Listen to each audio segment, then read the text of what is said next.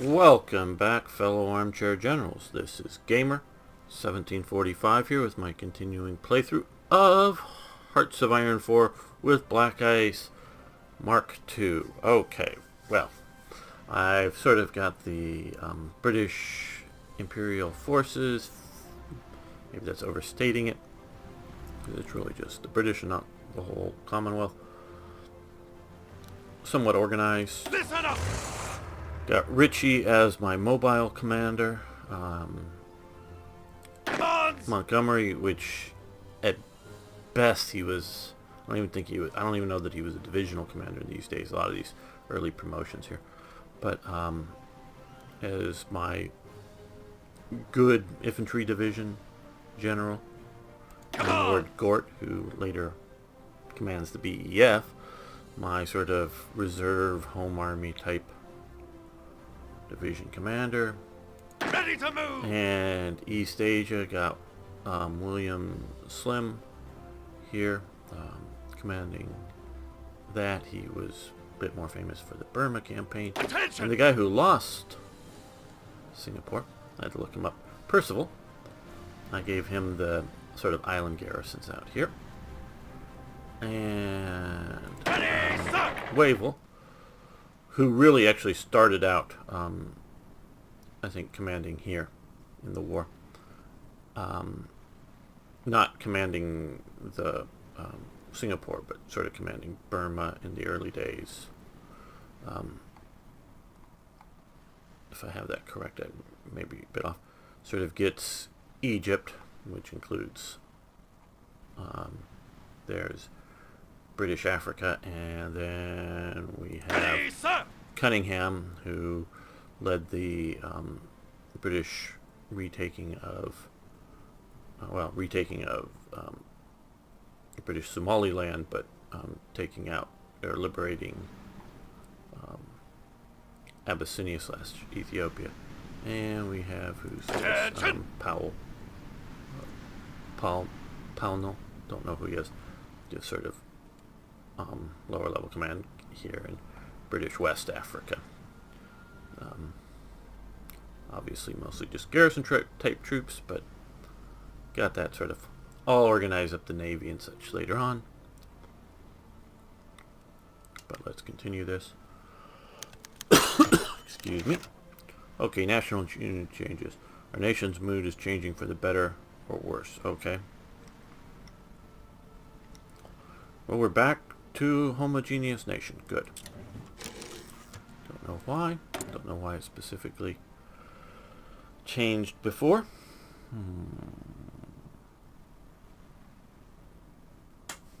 Oh, let's pause this while I look here.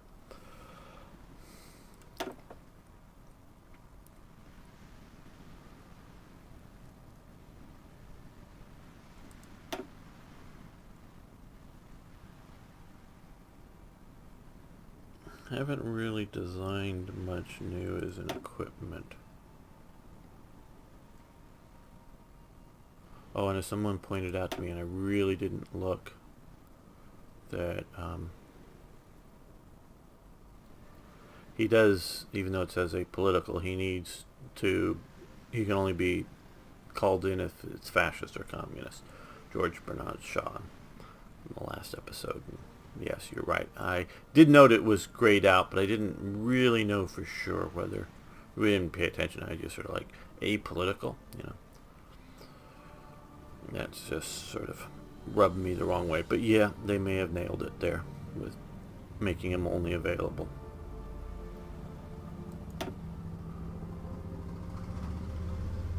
I hope you like that noisy motorcycle going by. Infantry equipment, aircraft. Do we just do Supermarine? That's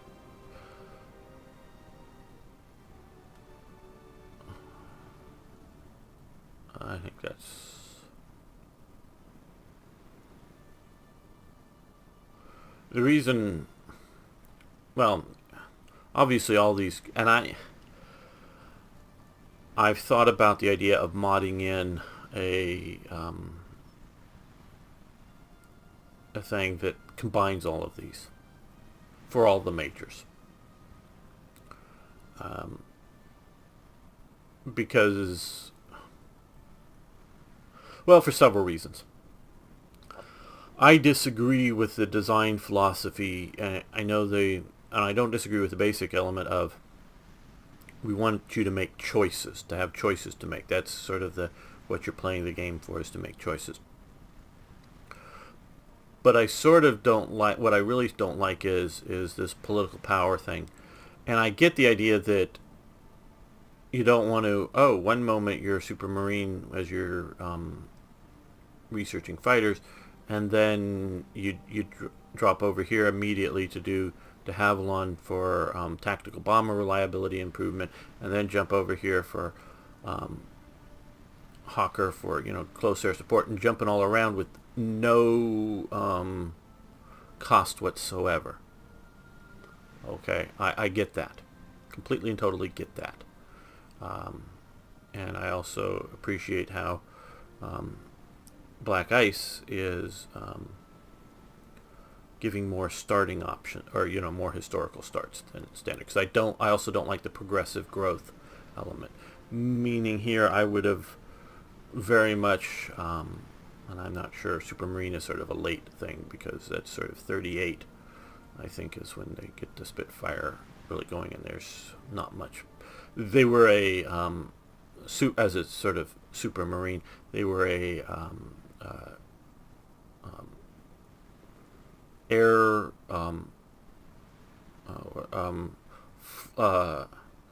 float plane as opposed to flying boat. A float plane racing company. There, back in the 20s and through the 30s, there was a big thing for racing airplanes that had that landed and took off on the water, with floats beneath them, because there wasn't a lot of airports around, and aircraft could land on the water in many, many locations. And aircraft, even transport aircraft, were nothing like the modern jumbo jets that need a huge lot of runway.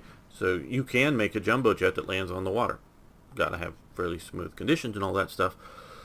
But you can't do that in a fairly small lake or on a fairly large river, because you can easily, some of the, and even a modern little, flying boat, float plane, they still make stuff. You can easily land on the Nile. There's just fly around enough and you'll find a smooth enough thing. Yeah, you can hit a hippo or something and flip the airplane over, too, or a hidden rock or something like that. So they really sort of thought the world needed, float planes, and to push the technology racing is sort of done, to do that. Like in car technology, they still do that. What's in a modern day racing car today, 10 or 20 years from now, may end up in standard cars.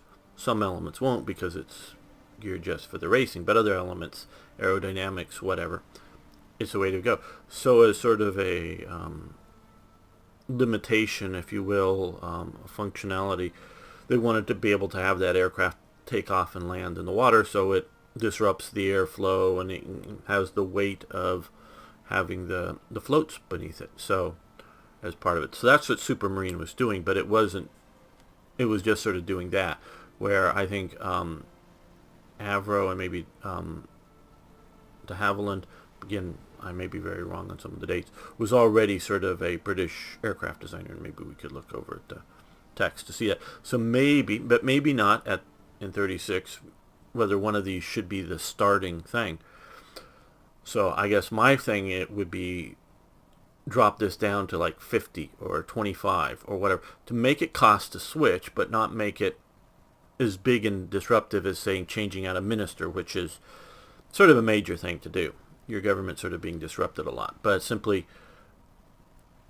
what you're focused on now, it might be fighters, and then later you're focusing on bombers, or just to make the difference between a big major like Britain, and also I would maybe say have multiple combined companies, meaning just combine 3 of these, say maybe Hawker, Avro, and maybe de Havilland, Avro, and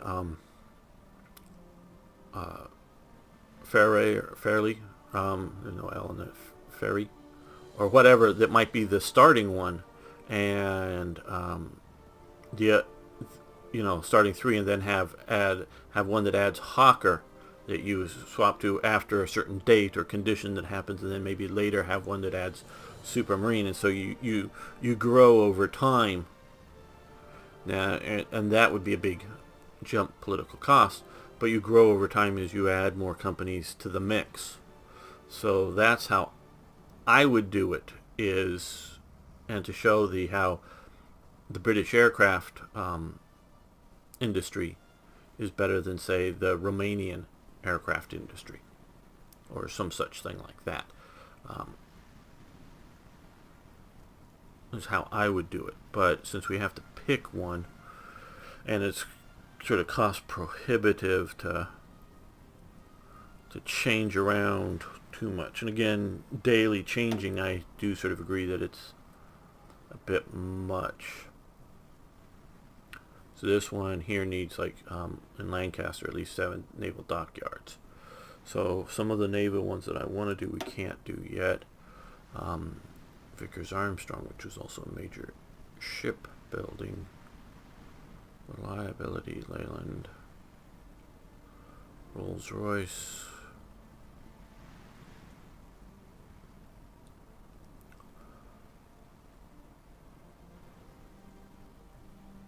And so by simply making the combined one, what I would do is, as you, shall we say, be able to add more over time, it would increase the overall research time benefit. If you've got 6 major armor companies, if you can say that for somebody like Germany or Britain or whatever, that's going to be more efficient than, say, having 2 armor companies. But again, you might not start out with all of them available. So as you add over time, and as this sort of suggests, you don't necessarily stack. If one company both improves, because I'm looking here, what's the real difference between these, Leyland and Nuffield? They both seem to deal with the cruiser tanks in the same way. So other than immersion, I don't see the difference between them. So you just sort of go, but then for your infantry tank, you get different options and that kind of thing. At least that's how I would do it. Don't really want to do the heavy. Okay, well,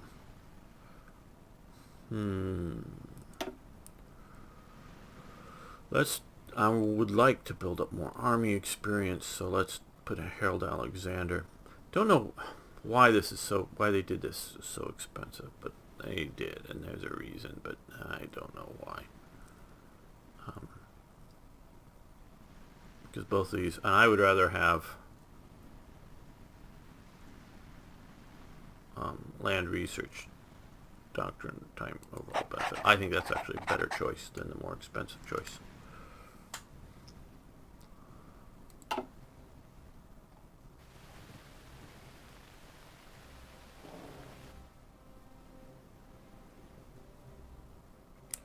So, the Spanish Civil War. Don't think we can send any. No. We can't even lease them anything. Okay, well. And another factory is up there. Okay. We'll deal with this in a moment. Again, let's be somewhat analytical, scientific. Armored cars or medium artillery? We're going to go medium artillery. We need both.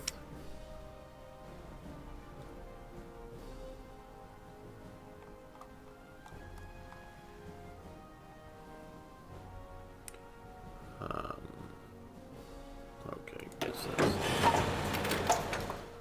Now, British Union of Fascists. The people of East London rallied to Cable Street and forced back the march of the fascist Oswald Mosley and his black shirts through the streets of the East End. They shall not pass. The Battle of Non-Parazan is the rallying cry of the Spanish Republicans, and I say it that way because they're fascists, syndicalists, anarchists, socialists, whatever, in Madrid, in that they shall not pass to the fascists is where that comes from. So that sort of tells you, we've seen this picture I think before, but maybe not. I don't know. Maybe just in the earlier version. The opposition was a leftist opposition and not just a democratic opposition or an anti-fascist opposition. It was a leftist opposition. The Battle of Cable Street was a major factor leading to the passage of the Public Order Act of 1936, which requires police consent for political marches and forbade the wearing of political uniforms in public. This is widely considered to be a significant factor in the BUS decline prior to World War II. Yeah, and I know I said this before, but I'll keep it brief and say it again. Part of the reason for the hatred between the fascists and the various flavors of socialists is that the socialists feel the fascists are betraying them, because if you look at fascism is founded by who? Benito Mussolini, whose both parents were diehard socialists, and named their son after Benito Juarez, the president of Mexico, the leftist. I don't know that he was a socialist. Might have been, but sort of leftist president of Mexico, who, if you will say, did a miserable job in that he got overthrown, couldn't keep his country together. But whether you liked his policies or not, that's a different matter. So he comes out of the socialist world, but realizes, one, internationalism isn't necessarily a good thing, and he sees it as a very bad thing, meaning that national distinctions are an important element, and so that countries should be divided. Now he's of course becomes at least an aggressive imperialist and wants to rebuild the new Roman Empire. But so that's an element. But also he sees the in this part I agree that nations are different and they should have their own governments. I agree with that. And I also agree that socialism doesn't work very well because the public ownership of the means of production is not very effective, is a bad political strategy. But Mussolini and the fascists still believe in the collective and the collective good being more important than the individual. That they get out of socialism. And not just that the collective good is good, but that the state should enforce the collective good. See, that's, you can always go back, well, Christianity teaches you that you should take care of the unfortunate. I'm not disputing any of that. I'm just disputing whether, okay, that's what Christianity teaches you, but it doesn't teach you to say, oh, and the government should take money from the rich and give to the poor. Nowhere in anywhere in the Bible does it say that the government should steal from one group and give to another group. You should do so voluntarily, and it should be because you want to do it. It's a big effing difference between the two. Big one. Both want to take care of the needy. One just wants to do it by force. The other wants to do it by charity. But the fascists are collectivists and want to have the means of production run for the benefit of the collective. So it can be private ownership, and there can be private innovation, but it's all got to happen within the state controls of it. So they're both, if you will, fighting for the same group of support, meaning the workers. So that's the other reason, is one, that the left sees the fascist as betraying them, and two, they're clashing to get the same group of supporters. You know, they both want to go into the same factory and get supporters. So that's why they're battling it out, and why they sort of hate each other more than they hate, if you will, the traditional right, the conservative right, if you will. And so that is the thing. So we have that. And Mosley's British Union of Fascists is very much looking towards Mussolini. At least once he goes and meets with Mussolini and is photographed with Mussolini on some, stage, doing the salutes and whatnot. So his group very much looks towards Italy as its model, not Nazi Germany. It's very distinct. They actually push out at one point some of the hardline anti-Jewish types, which form one of the Nazi movements in Britain. The sort of membership comes out of the BFU, because they are the sort of looking towards Nazism more than fascism. Not that there isn't an anti-Jewish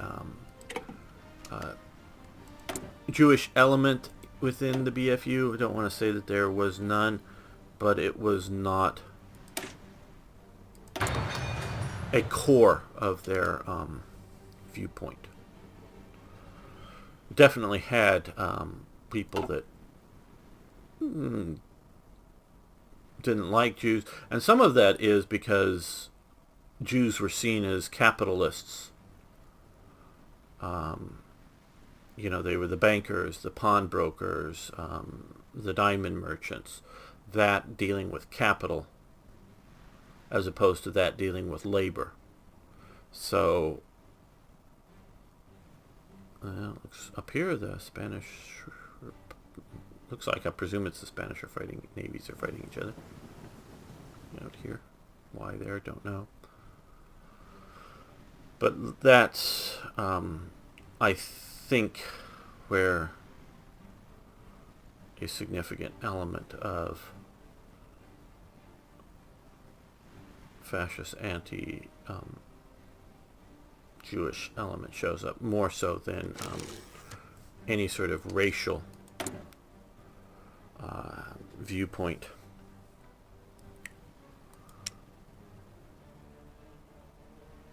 Okay,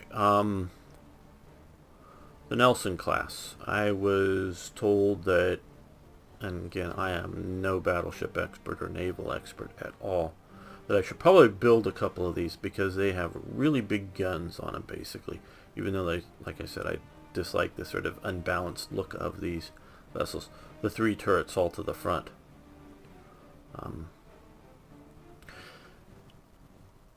And part of that is aesthetics, lack of symmetry. Obviously, you do have a lack of symmetry, but part of that would be, in my mind, is a tactical thing.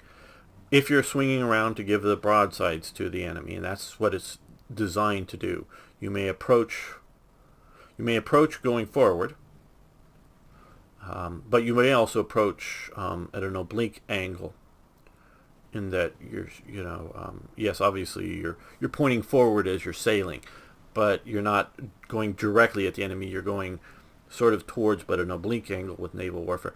The naval warfare I've studied in a little bit more detail is like 18th century warfare, but so sometimes you do sail straight at them, but often you sort of are approaching it at an oblique angle, sort of, at a wide angle. And but even if you're going straight at them, at some point you turn to get your broadside at them, which does make you a bigger target, but it opens up more guns. The problem with this is you might have a little bit better forward firing with that one sort of lower rear turret there. If you make the turret higher, one, you've got to put more armor, more areas armor that's thick, and so it weighs the ship down more, but also it makes it more top heavy and gives you a bigger target, more area for the enemy to hit effectively. So but meaning you closer degrees to fire that third turret. But by putting it at the rear, you have the ability, because often they would swing away from the enemy while like creating a smoke screen, dumping oil onto the engine basically, and having it burn and create lots of smoke. And sort of you would be, turning away to get away from the enemy, and you can still fire with your rear turret. And sometimes you're sort of, as you're approaching, and you can't see my hands as I'm moving around, but I'm at least picturing to myself. Sometimes you will swing away, not necessarily to like leave battle or get away, but simply to open the range a bit, because if you've got bigger, heavier, longer guns that can shoot longer ranges than the enemy, you want to keep the range open so that the enemy can't necessarily hit you as well. Whether the enemies just don't either have the range, period, or simply at longer ranges the impact is significantly less, so it doesn't penetrate the armor. So you don't necessarily want to close too far with the enemy. You may, if you are the person that has lots of smaller caliber guns that are still effective but don't have the range, you do want to close. So times you're not necessarily wanting to leave the battle, but you want to open the range, keep the range open, so you may be plotting away from the enemy, and at the moment only your rear guns could bear on the enemy, as well as simply changing the range, because if they're part of it is obviously is pointing the guns in the right direction, but there is absolutely no way at reasonably long ranges can you accurately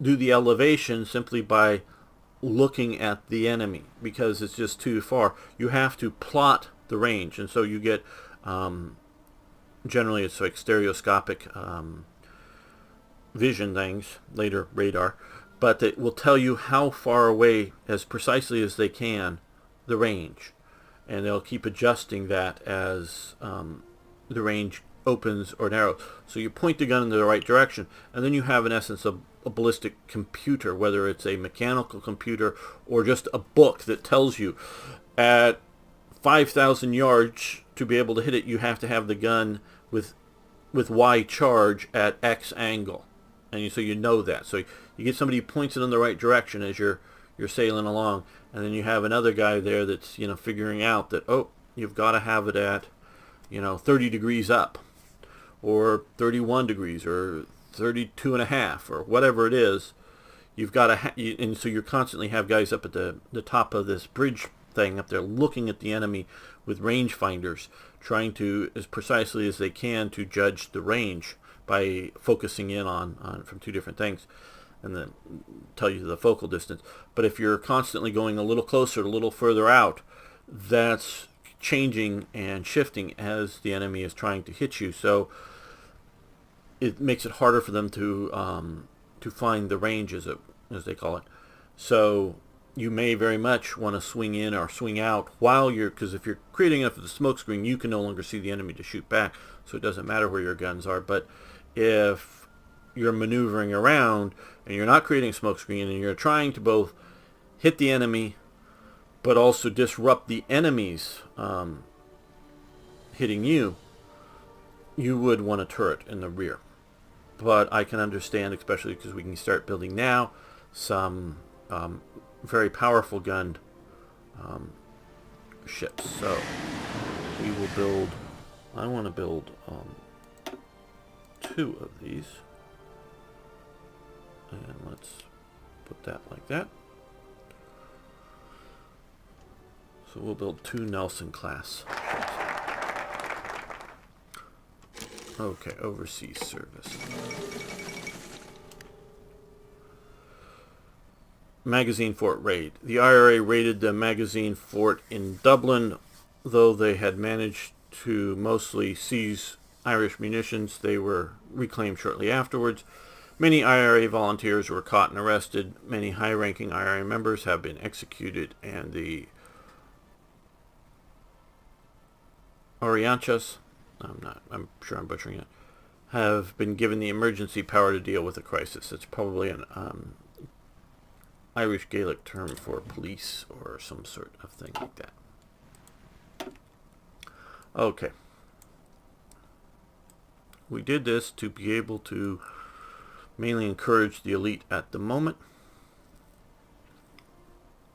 because Mediterranean basin, well, fortify the Morocco or Spain, or these are all good, but we don't, no one's attacking Malta yet. Whether I ever will find it best to spend 70 days to increase coastal force in Malta, I'm not sure. I very well may. But I do know I want powerful allies to help me out. So we're going to encourage colonial elite. Because a more powerful Canada and a more powerful Australia will just be for the better. Hopefully they will actively engage in the war. Not just fort up and secure Canada or Australia. But either way, it will be better. If I don't, Canada may or never get invaded, but if I don't have to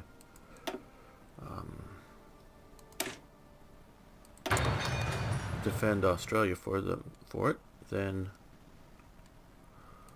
that less I have to focus on, and hopefully they will actively go after the British or Germans or both.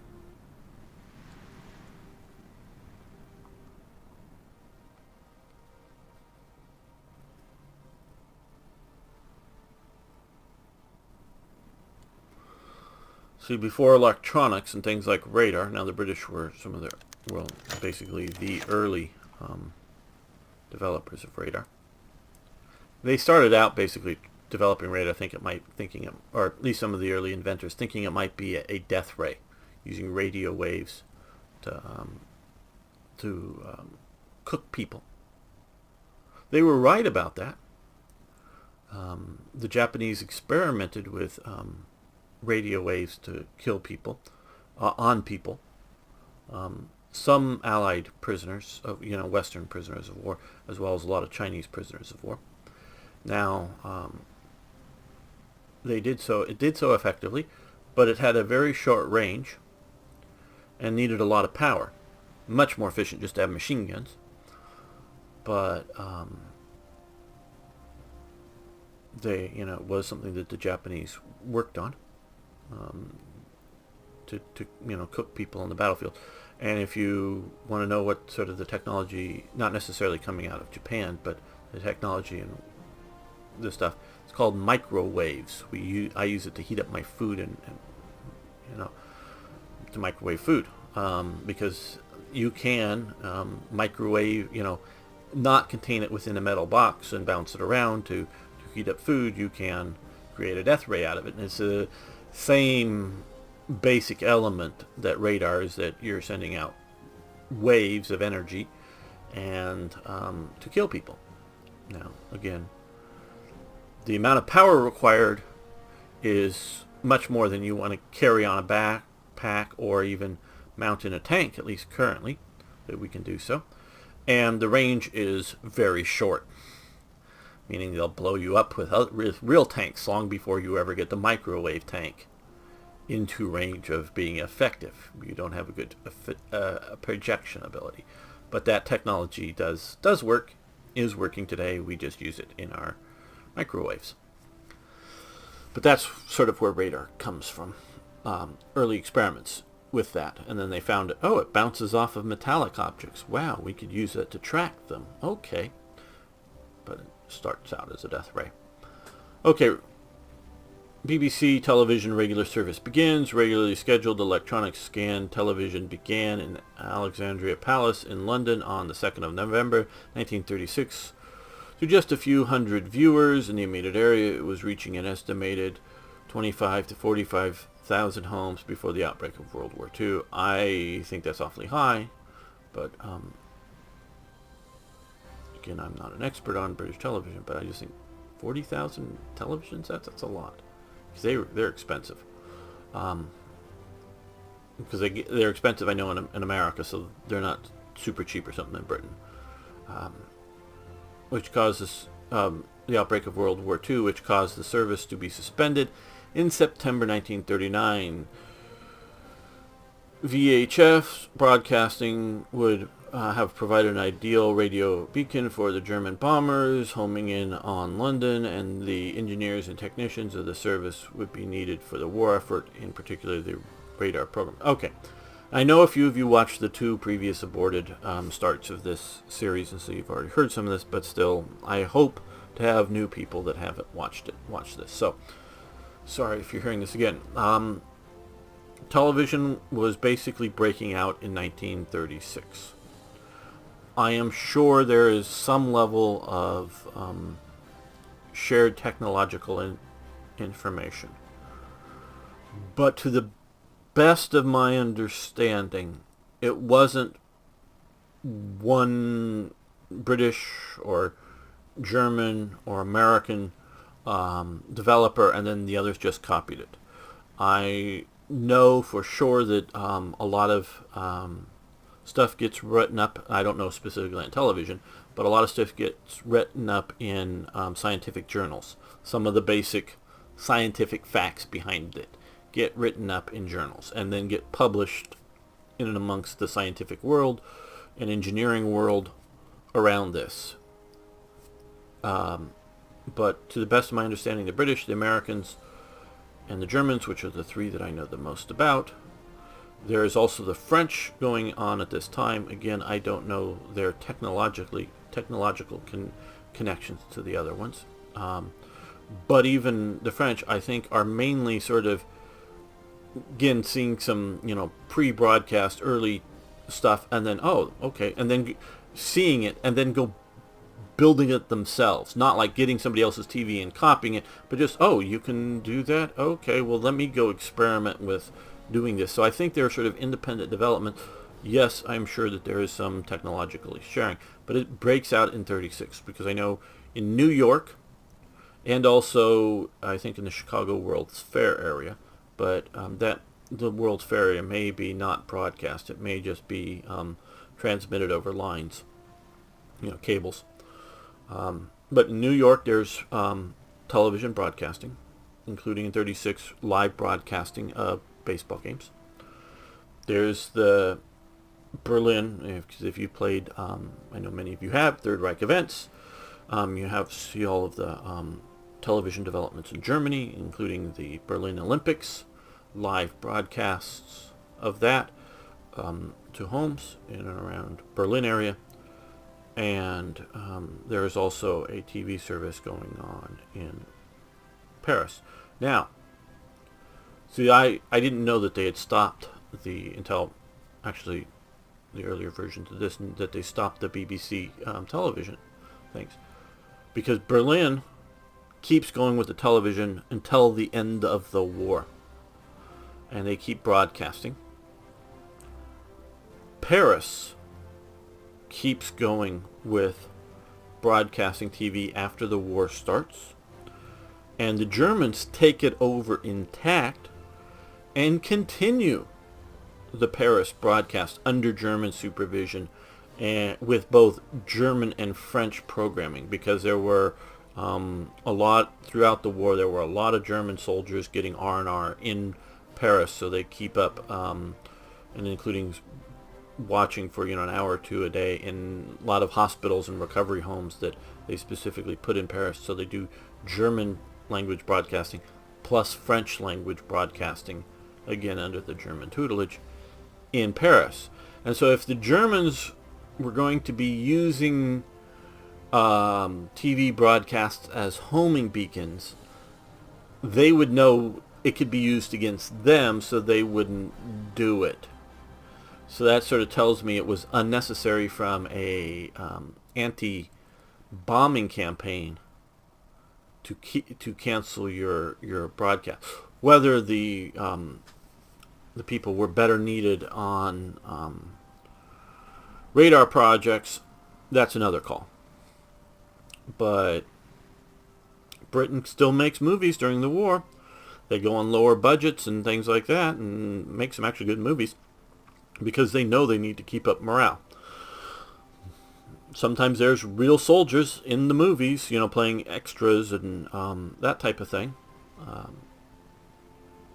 think it's The Way Ahead, one of my sort of favorite British World War II movies. It has real British soldiers in it. They're using garrison troops that are stationed in Britain to play the extras in the movie, and they're actually not. Maybe some of them have lines, but a lot of the background cast, if you will, are serving British soldiers. Because they're just not needed at the front right now. They're either in training, garrison, whatever, and do some stuff, but it's important for British morale. Probably, again, I would say one of the main reasons they don't keep up with the television broadcast is that it's reaching such a small audience that it's not worth it, just generally speaking. So that's sort of television at this time. World War II definitely sets back the development of television for a while, though it also, in my opinion, like wars tend to do, does give it a technological boost because television has continued to develop for military applications. See, we're already up to 8 points because we now have a theorist that's generating experience. So I can do things like add a radio or signals unit or something like that to a division. That's what I sort of missed with Kaiserreich, because they never give me enough political power in that game to throw on a theorist to start Germany getting up some experience early on, and they don't start them with some good stuff. Okay, well, we can continue to improve our government.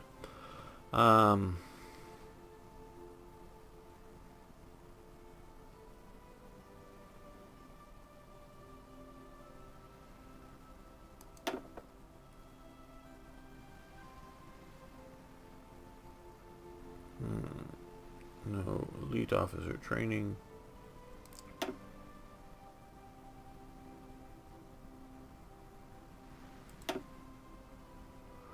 Do we want to do a regulated press?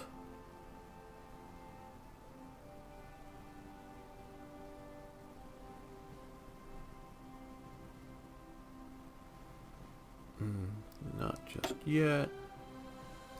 High investment, excellent investment. Well, we don't have enough for that. I'm partially just myself learning, but also trying to show off to you, because yes, I could do some of this off camera. Nominal average taxes. Okay, I think that's all right. Export focus, free trade.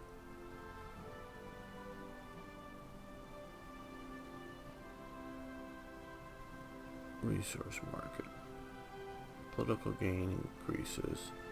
Production efficiency increases. Trade deal opinion. Factory output. Dockyard output decreases. That's sort of interesting, but okay. Guess they're figuring. I don't know what they're figuring. Research time is improved. Production efficiency grows. National unity grows. Conservatism grows. Consumer goods and factories are reduced, because that 2% is actually 2% increase because we're exporting.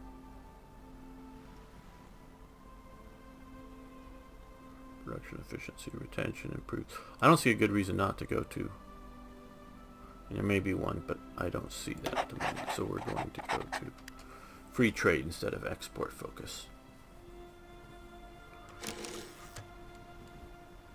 And that has affected our oil. Okay.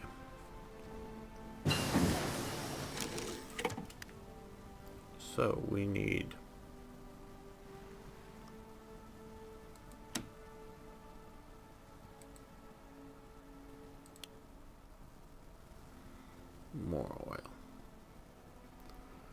let's get some more from Australia.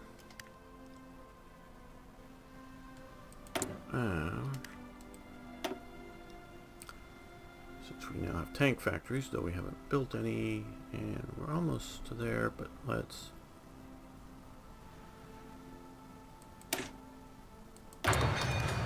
bomber workshops.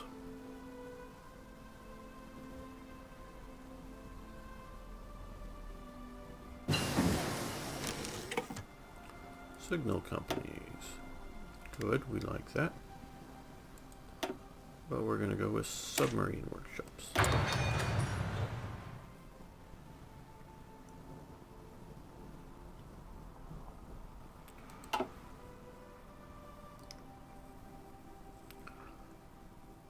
Don't know why they're thinking export focus for Britain. Because Britain traditionally had been a mercantile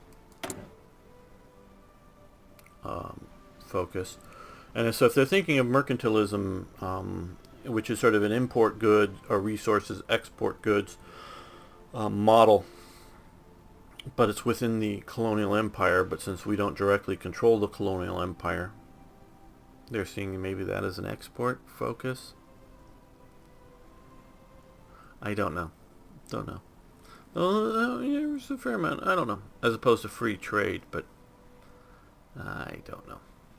Okay, so we've got that. We've got an Ark Royal. Let's put some destroyers because we're going to want destroyers. Okay, this is our current one destroyer class.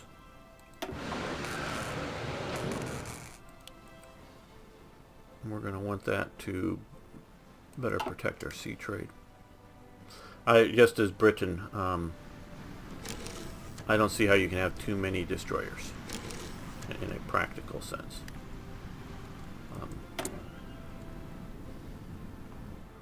Let's throw in another one of these to pay for this, for additional oil that we're using.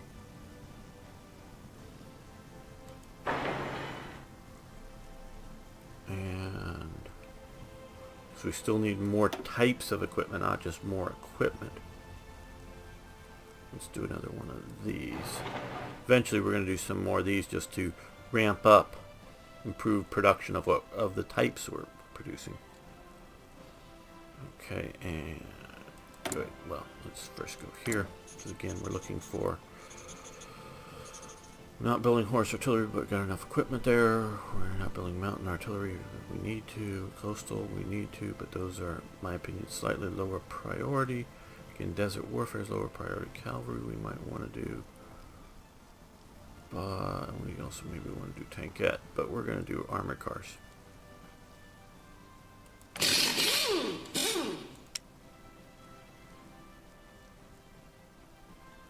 So, Lanchester. I don't know why we're not doing the starting with the Rolls-Royce armored car. That to me seems like the most optimal. Fighter workshops. Okay. Well, we're going to end the episode here. Thanks for watching and for liking the videos. I just do appreciate both of those. If you haven't already, please subscribe to the channel. And I also, of course, really love hearing from you. So please post questions, comments, suggestions, ideas, corrections, whatever. Please post. See you next time for more Hearts of Iron.